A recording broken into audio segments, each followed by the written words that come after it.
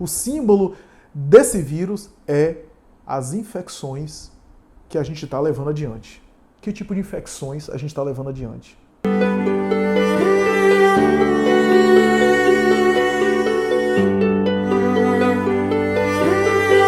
Émile Durkheim é famoso por ser associado às ciências sociais, né? Considerado inclusive o pai da sociologia, e ele tem um conceito muito interessante que nos serve aqui de fundamentação, de base para desenvolver o raciocínio que queremos, né? Durkheim examinava a sociedade como tendo uma espécie de interdependência e coesão à medida que a sociedade avança. Os teóricos das ciências sociais saberiam falar melhor do que eu a esse respeito. E ele preconizava a ideia de que, à medida que o trabalho se especializava na sociedade, e é uma necessidade quase inevitável das especializações para que haja aprofundamento e maior propriedade no entendimento de determinadas questões, e quanto mais especializações, especialidades, mais interdependente ficamos. Eu sei que há outros teóricos que nem sempre veem com bons olhos essa interdependência, mas Durkheim via com bons olhos, né? Dizia que isso geraria de alguma forma uma coesão e uma espécie de sentimento de solidariedade. E essa é a pauta que a gente quer falar aqui em torno da questão que hoje estamos vivenciando por causa de epidemia viral, no caso em específico o SARS-CoV-19, conhecido vulgarmente como coronavírus. A verdade é que a tese de Durkheim às vezes se recai para uma inconsciência dessa interdependência. De um modo geral, a gente não tem consciência de que somos interdependentes, né? Quem não se recorda recentemente da greve dos caminhoneiros, né? Uma categoria que para e como abala todo o sistema, né, de transporte, de alimentação, de combustível. Então, quanto mais há essa divisão social do trabalho, termo tão caro às ciências sociais, e Durkheim o utilizava, mais interdependente ficamos uns dos outros e, portanto, na opinião do teórico francês, mais propensos ao longo dos tempos, num processo de maturação social, mais propensos somos à solidariedade, à generosidade, à conexão, mesmo que a princípio seja uma solidariedade por interesse. Mesmo que seja uma solidariedade por interesse, nós nos conectamos, as mídias digitais, as redes sociais simbolizam essa conexão e o quanto somos interdependentes, né? A falsa ilusão de que dominamos tudo e que controlamos tudo e que somos autônomos no sentido total da palavra não é verdadeiro. Bem, eu sou psicólogo clínico e cuja formação é em psicologia analítica, portanto a psicologia junguiana, da teoria de Carl Gustav Jung, que teoriza sempre a ideia segundo a qual as ocorrências que nos sucedem trazem consigo uma mensagem simbólica. E essa mensagem simbólica precisa ser entendida, decodificada, compreendida melhor, assimilada pelo nosso ego e introjetada a fim de nós conhecermos melhor a nós mesmos. Mesmo acontecimentos exteriores, materiais, automáticos, os quais a gente não contribuiu de uma forma efetiva e direta, têm e carregam consigo algo que pode nos agregar. A psicologia junguiana é muito mais de agregação do que necessariamente de sintomatologia, de procurar algum problema, né, se aquilo está acontecendo, há algum problema especificamente. Não é nesse sentido patológico do termo, mas no sentido evolutivo, de agregar. Essa é a ideia da psicologia analítica. E quando a gente fala que tem uma mensagem simbólica, em termos de mensagem simbólica, a gente tem dois tipos de mensagens simbólicas. Aquela mensagem simbólica que tem um convite causal, isso é, por que isso me aconteceu? Né? A mensagem simbólica está querendo me dizer que aquilo que está me acontecendo tem a gênese ou tem a origem em algo que eu estou fazendo. Por exemplo, se eu não cuido bem da higiene, eu posso ser infectado por um vírus. Já falando aqui num exemplo que está bem agora atualmente, mas sempre foi assim, né? Se eu não cuido bem da minha higiene, se eu não tomo alguns cuidados, eu naturalmente me contraio um vírus.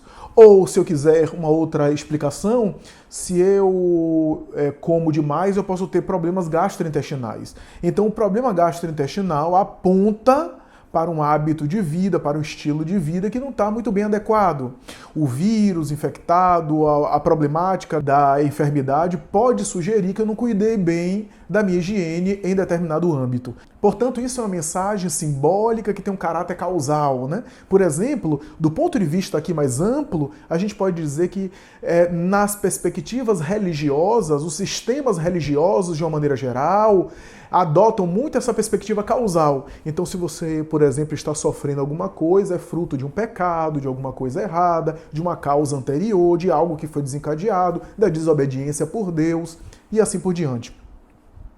No caso da psicologia junguiana, embora hajam demandas e aspectos da nossa vida que podem ter uma causa e na análise, na reflexão, a gente pode entender aquele acontecimento, aquela ocorrência psicológica como tendo também uma mensagem simbólica causal, ou seja, uma causa que gerou aquilo, o que mais nos interessa em termos de psicologia junguiana não é necessariamente descobrir causa, mas descobrir o segundo tipo de mensagem simbólica, isso é, entender especialmente o caráter de propósito da mensagem, isso é, o caráter teleológico. A palavra é muito difícil, é muito complicada. Teleológico tem a ver com finalidade, ou seja, o caráter teleológico, a finalidade daquela ocorrência. E esse é o segundo tipo, o segundo modelo de mensagem simbólica. Mensagem simbólica que traz consigo um caráter teleológico, um caráter de finalidade.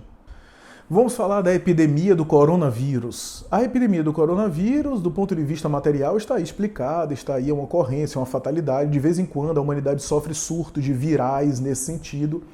E no caso do coronavírus, a ocorrência é internacional, é mundial, não é nem localizada em um grupo, portanto tem um caráter mundial. Portanto não tem necessariamente uma mensagem simbólica individual, singular, como é o caso de uma ocorrência que acontece com um paciente e o terapeuta vai analisar a mensagem simbólica para aquele paciente e tentar descobri-la na análise, na terapia, na psicoterapia com ele, né? Ou tentar dar um sentido a essa mensagem que chega, né? Encontrar um sentido para essas ocorrências, né? No caso do coronavírus, se trata de uma ocorrência pública, então é de natureza coletiva. Mas e aí? Então, do ponto de vista psicológico, não há nada que a gente possa tentar entender, né? O que é que quer dizer essa ocorrência nos tempos atuais, desse vírus que se transformou e que agora assume uma feição mais agressiva para nós? O que é que isso quer dizer? A psicologia analítica fala do inconsciente coletivo, onde tem temas que são coletivos da humanidade, que são de caráter gerais. Há temas que se sucedem, que se repetem ao longo das gerações, e em cada época esses temas se repetem, e esses temas gerais, universais, esses temas da humanidade, são chamados por Jung de arquétipos. A palavra arquétipo vem de duas expressões, arque, que dá origem a arcaico, antigo, primitivo, portanto primordial, e tipos, que significa marcas. Arquétipos são marcas antigas, marcas primitivas, literalmente traduzindo. Isso significa que são padrões universais que a humanidade de vez em quando vive, que é um tema geral da humanidade, um tema universal. A epidemia do coronavírus tem uma mensagem arquetípica num sentido aqui do inconsciente coletivo e que a gente precisa agora entender, refletir, agora contextualizando para a nossa época, porque em cada época da humanidade houve epidemias, houve pestes, houve pragas, e em cada época da humanidade pode ser que haja algum tipo de mensagem simbólica embutida ali do ponto de vista da psicologia junguiana. Só para entender aqui, contextualizando, se a gente for parar para pensar, em toda época da humanidade sempre houve momentos caóticos. E sempre após esses períodos caóticos, houve momentos de grande aceleração de conhecimento, de intelectualidade, de humanidade, de ciência, né, de sensibilidade social. E se eu for citar aqui, a gente tem uma série de situações a esse respeito. Por exemplo, vou citar uma. O surto do HIV, que começou a aparecer e explodir, a grosso modo, década de 70 e 80, gerou uma série de reflexões, uma série de compromissos e de engajamento que até então não havia. Na sociedade de então e na sociedade anterior, nas gerações anteriores, década de 60 e 70, período da liberação sexual, etc. E quando o HIV apareceu num período de grande desregramento, de excessos de toda a ordem, muita gente que vivia esse estilo de vida no excesso acabou sendo vítima, o sexo sem proteção, o sexo fortuito, a multiplicidade maior de parceiros, né? Por exemplo, embora haja uma tese muito polêmica, mas o paciente chamado Zero do HIV, que era um comissário de bordo de avião que viajava para lá e para cá, chegou a ter 1000 parceiros sexuais em um ano. A caderneta onde ele anotava os dados e os contatos das suas conquistas sexuais, que ele procurava anotar todas as conquistas sexuais, eram em torno de 2.500 pessoas em poucos anos. Todos que foram catalogados estavam contaminados de HIV. Então, aquela época, tanto é que explodiu muito em São Francisco, na Califórnia, né? Que era a localidade, uma região símbolo da liberação sexual, de um certo desregramento, um certo excesso, né? Nesse sentido aqui sexual da palavra, a erotização em excesso, e naturalmente aquele local, como outros locais, foram sendo vítimas da proliferação do HIV. Eu não estou dizendo aqui, não estou incorrendo na besteira, na bobagem que algumas pessoas com preconceito falam, que alguém que, por exemplo, hoje contrai HIV é uma pessoa promíscua, é uma pessoa sexualmente suspeita, é uma pessoa que deve ter hábitos inadequados sexuais. Não estou entrando por esse mérito, até porque isso é uma bobagem, né? Qualquer pessoa pode contrair HIV, até se você não tem vida sexual, mas você recebe um sangue contaminado, né?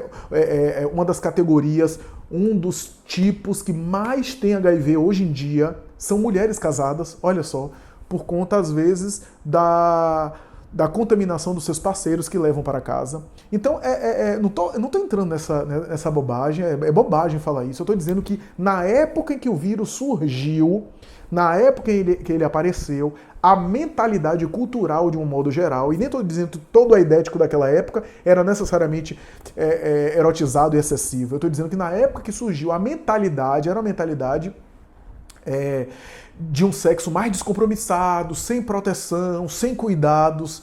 E o HIV, em termos coletivos, mensagem simbólica, trouxe uma série de reflexões a esse sentido, uma série de análises nesse sentido.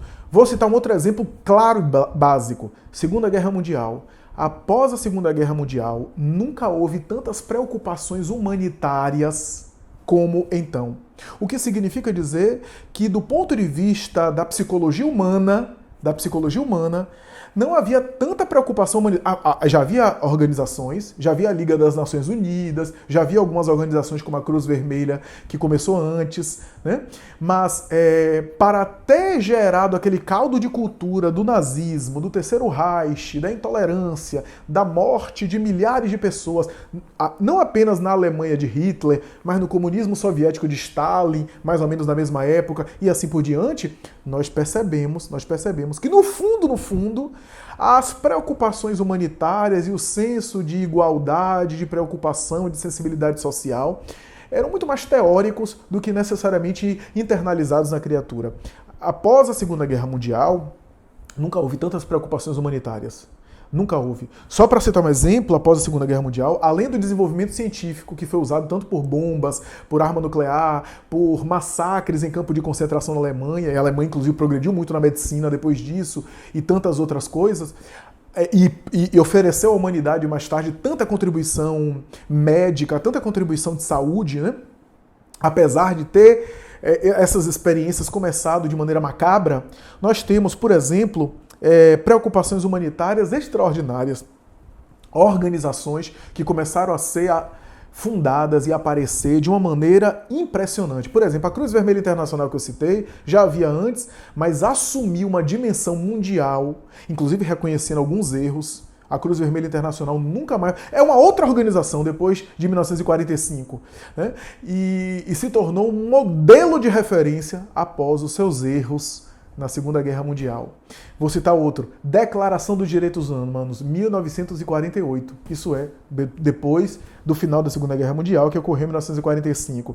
Vou citar outro. Organização das Nações Unidas. Foi fundada em 1948.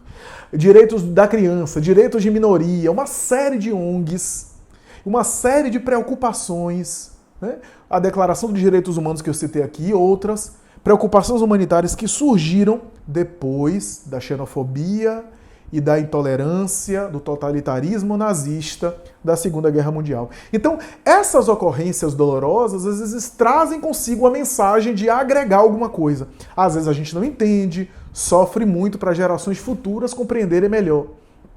E é nessa perspectiva que eu quero examinar a questão do coronavírus, né? A peste do coronavírus é uma espécie de epidemia, de pandemia, né? A humanidade, ao longo dos tempos, sempre sofreu algumas pestes, né? Algumas ocorrências nesse sentido. Por exemplo, quem não se recorda da peste bubônica, também chamada peste negra, ou de Justiniano, né? Século VI. Essa peste matou milhões de pessoas na Europa e na Ásia, né? Praticamente dizimou a Eurásia. Então, nós vemos essa peste do século VI até o século XVI ainda ter peste bubônica.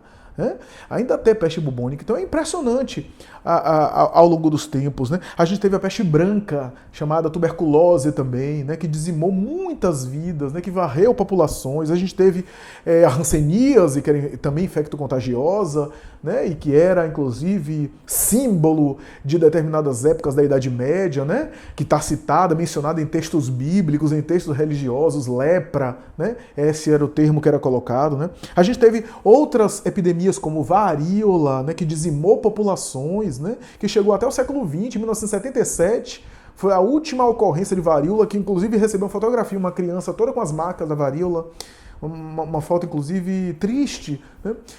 E a Organização Mundial de Saúde, 3 anos depois, em 1980, declarou que a varíola estava extinta do planeta. Né?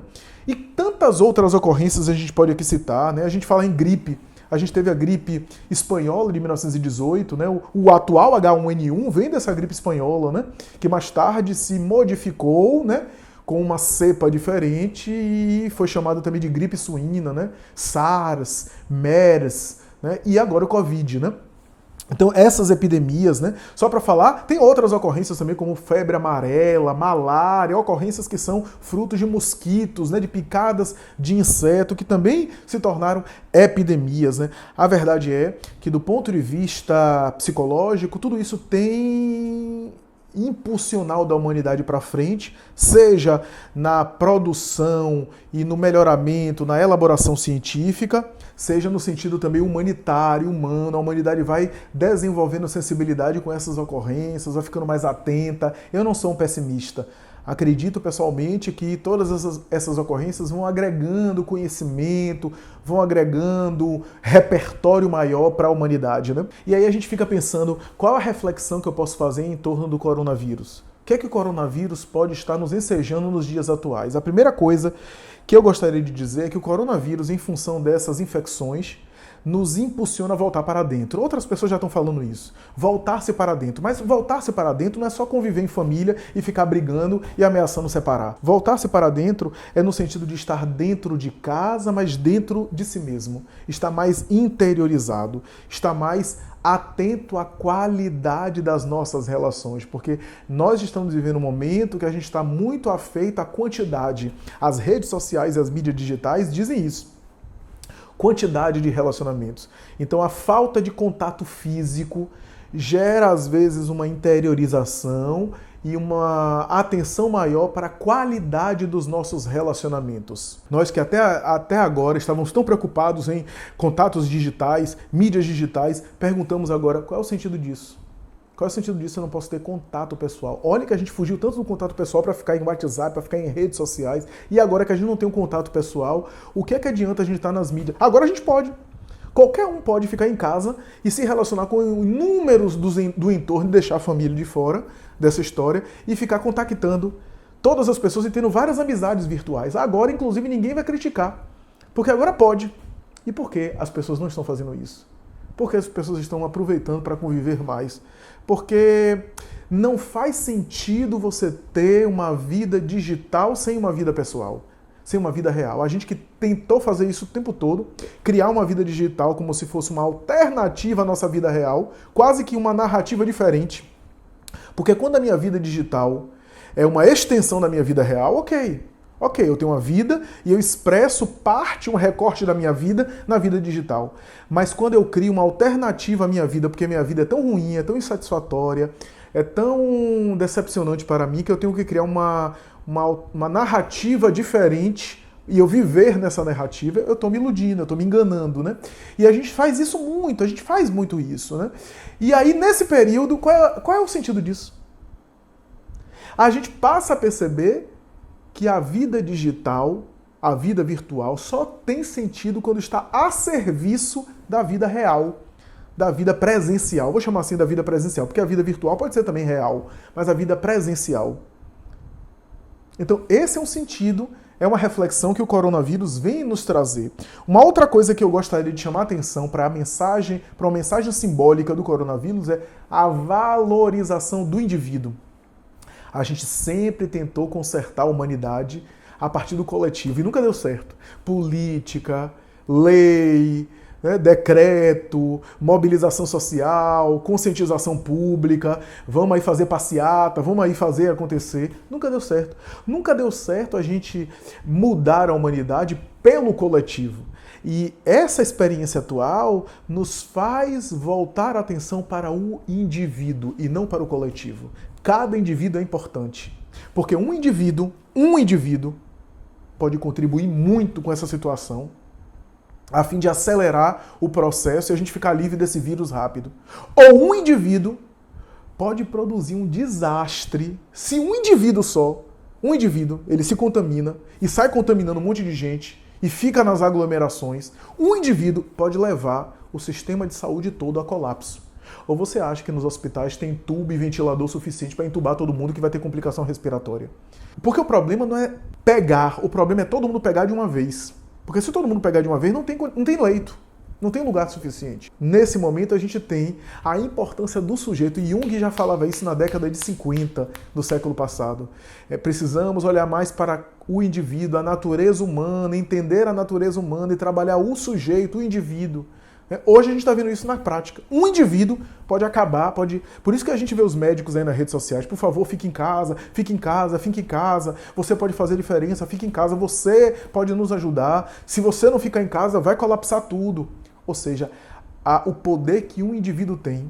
Até então, até agora, a gente não tinha essa valorização do indivíduo. A gente tinha o narcisismo. Mas o narcisismo não é a valorização do indivíduo.